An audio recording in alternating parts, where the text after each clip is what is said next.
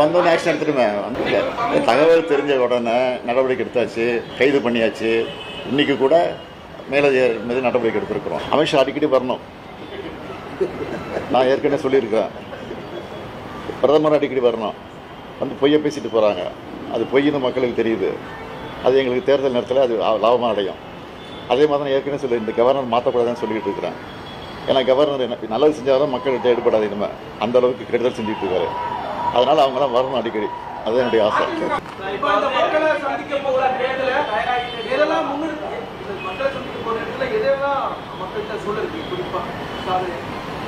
ஏற்கனவே சொல்லியிருங்க, ஒன்றிய அரசு இப்படியால் இந்த தமிழ்நாடு எப்படியெல்லாம் வஞ்சிக்கப்படுது, எப்படியெல்லாம் கொடுமைக்கு ஆளாகப்படுதெல்லாம் சொல்ல இருக்கிறோம்.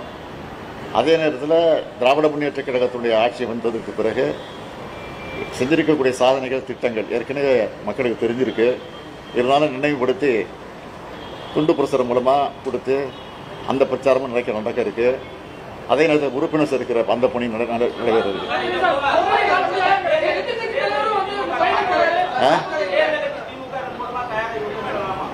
நிச்சயமா இப்போ இல்லை தயாராக ரொம்ப நாளாச்சு.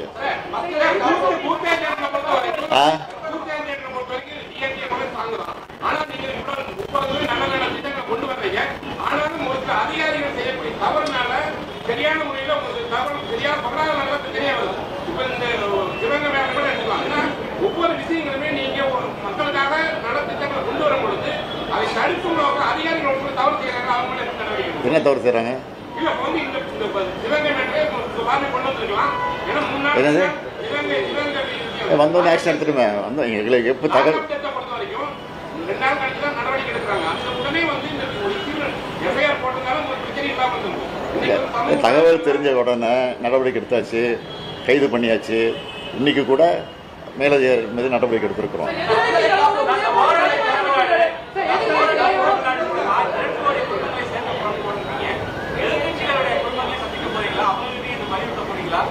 சொல்ல போகிறோம், நிச்சயமாக சொல்ல போகிறோம்.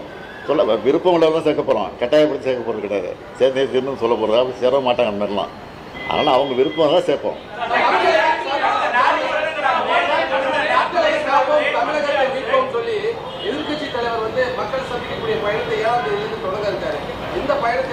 அவர் இப்போதான் மக்களை சந்திக்க போறாரு. இப்போதான் மக்களை சந்திக்க போறாரு. நாங்கள் இப்போ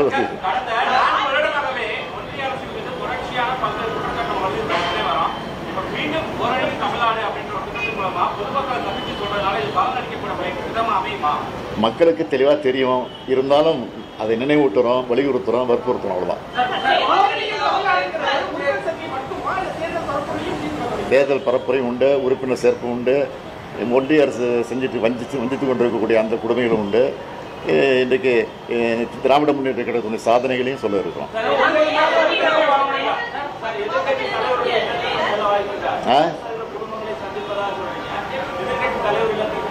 எதிர்கட்சி புரியல.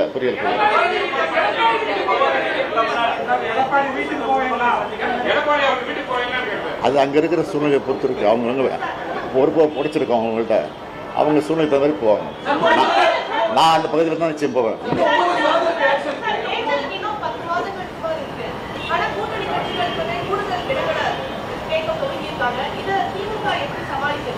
அது வந்து தேர்தல் தேதி அறிவித்த பிறகு நாங்கள் உட்காந்து பேசுவோம்.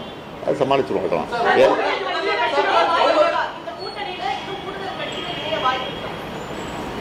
இப்போ இருக்கிற சூழ்நிலையை பொறுத்த வரைக்கும் வருவதற்கு வாய்ப்பு இருக்குது. ஆனால் வாய்ப்பு வரக்கூடிய நேரத்தில் அதை எப்படி சேர்ப்போங்கிற சூழ்நிலை எங்களுக்கு இருக்குது. அதனால் கலந்து தான் செய்வோம்.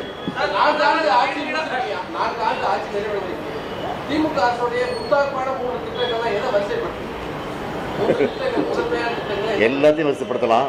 அதான் நீ கேட்டங்கிறத 3 சொல்லிடுறேன். காலை உணவு திட்டம் அது தேர்தல் வாக்குறுதல் கிடையாது இல்லையா? அதை நிறைவேற்றிருக்கிறோம். மகளிர் உரிமை திட்டம் அது தேர்தல் வாக்குறுதி இருக்குது. அதை வந்து கிட்டத்தட்ட 60% நிறைவேற்றிட்டோம். இன்னும் ஒரு 20% மிச்சம் இருக்குது. அதையும் விட்டு போனதான் அதுவும்.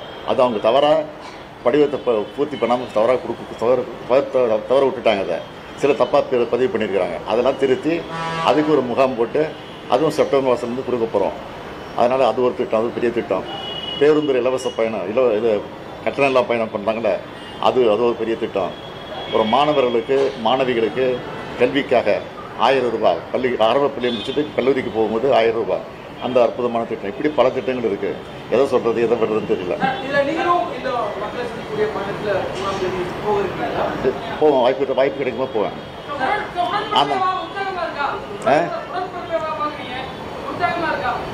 அதெல்லாம் தொடர்ந்து பார்த்துக்கிட்டு இருக்கேன். அதுக்கு ஒரு சட்டமன்ற தொகுதிக்கு 1.5 மணி நேரம் ஒதுக்குறேன். நீங்களே பார்த்துருப்பீங்க. இங்கே நான் வந்து 3 தொகுதி எடுத்துக்கிறேன் ஒரு நாளைக்கு, காலை மாலை. ஏன்னா கோட்டையில் போய் வேலை செய்ய வேண்டியிருக்கு, அரசு வேலையும் பார்க்க வேண்டியிருக்கு, நிகழ்ச்சிகளுக்கும் போக வேண்டியிருக்கு. அதுக்கு தகுந்த மாதிரி நான் பார்த்துக்கிட்டு இருக்கிறேன்.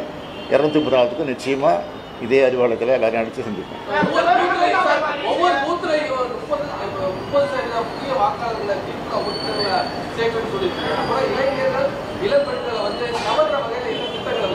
என்னங்க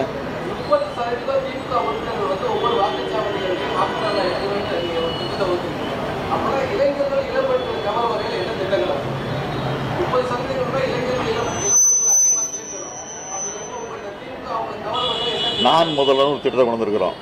அந்த திட்டத்து மூலமாக பயிற்சி கொடுத்து அவங்களெல்லாம் இன்னைக்கு கூட ஒரு நிகழ்ச்சி முடிச்சு தான் வந்திருக்கு, பெரிய நிகழ்ச்சி முடிச்சு தான் வந்திருக்கிறேன். கிட்டத்தட்ட 20 லட்சம் பேரா 40 லட்சம் பேருக்கு பயிற்சி கொடுத்துருக்குறோம். 3 லட்சம் பேருக்கு அதில் வேலைவாய்ப்பு கிடச்சிருக்கு. எல்லாரும் 20,000 ரூபா, 1 லட்ச ரூபா, 2 லட்ச ரூபா, 3 லட்ச ரூபா சம்பளத்தில் கூட வேலைவாய்ப்பு சேர்ந்துருக்குறாங்க. என்னங்க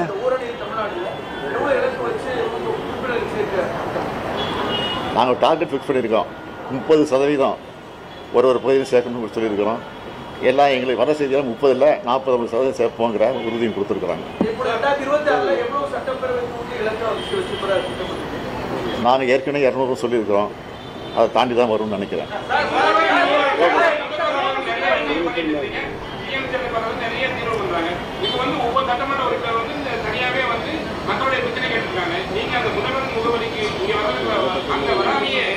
அங்கேயே மாவட்டந்தோறும் மாவட்ட ஆட்சித்தலைவர்கள் வந்து இன்னும் நிறைய கேம்ப் பண்ணுறாங்க. ஒரே ஒரு நாள் மட்டும் திங்கட்கிழமை மட்டும்தான் மக்கள் குடிநீர் முகாம் நடப்பாங்க.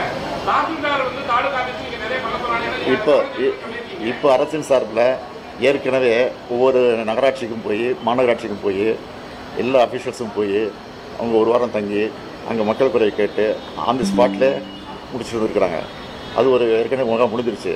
இப்போ வர இன்னொரு 10 நாளில் மறுபடியும் மீண்டும் அந்த பயணம் தொடங்குகிறோம். அப்போ தான் அந்த மகளிர் விட்டு போன அந்த உரிமை தொகை கூட ஃபில்லப் பண்ணி கொடுக்க சொல்லியிருக்கோம். ஆக அந்த பணியும் நிறைவேற்றுறதுக்கான பணி செய்யும். அவருடைய பையன் வந்து உங்க மாதிரி இருக்கணும் அப்படின்னு சொல்லி ஆசைப்படுறாங்க அப்படின்னு சொல்லியிருக்காரு. அது வந்து ஒரு நல்ல ஸ்பீடாக எதிர்பார்க்கலாம். இல்லை, அது அவருடைய ஆசை. அவருடைய கருத்தை நான் எப்படி மறுக்க முடியும்? அவருடைய கருத்தை மறுக்க முடியாது, ஏற்றுக்க முடியாது.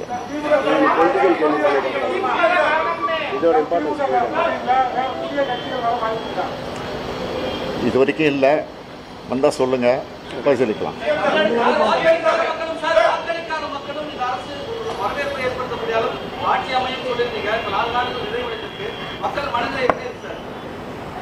இந்த உரிமை தொகை இருக்க டிஎம்கே மட்டும் வாங்கலை, டிஎம்கே மட்டும் வாங்கலை, எல்லா கட்சியிலும் இருக்கிற மகளிர் வாங்கிட்டு இருக்கிறாங்க. அதான் அப்பயே நான் சொன்னேன், பதவி ஏற்றுக்கிட்டு அன்றைக்கி முதல் நாளே சொன்னேன். இந்த ஆட்சி வந்து வாக்களித்தவர்கள் பெருமைப்படணும், வாக்களிக்க தவறியவர்கள் இப்படிப்பட்ட கட்சிக்கு நம்ம வாக்களிக்காமல் போயிட்டோமே அப்படின்னு வருத்தப்படணும். அந்த மாதிரி சூழ்நிலை ஆட்சி நடத்தும்னு சொன்னேன். அதை நடத்திக்கிட்டு இருக்கிறேன்.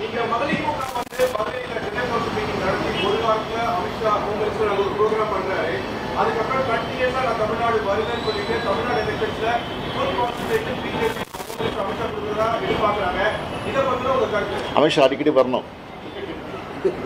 நான் ஏற்கனவே சொல்லியிருக்கேன், பிரதமர் அடிக்கடி வரணும். வந்து பொய்யை பேசிட்டு போகிறாங்க. அது பொய்ன்னு மக்களுக்கு தெரியுது.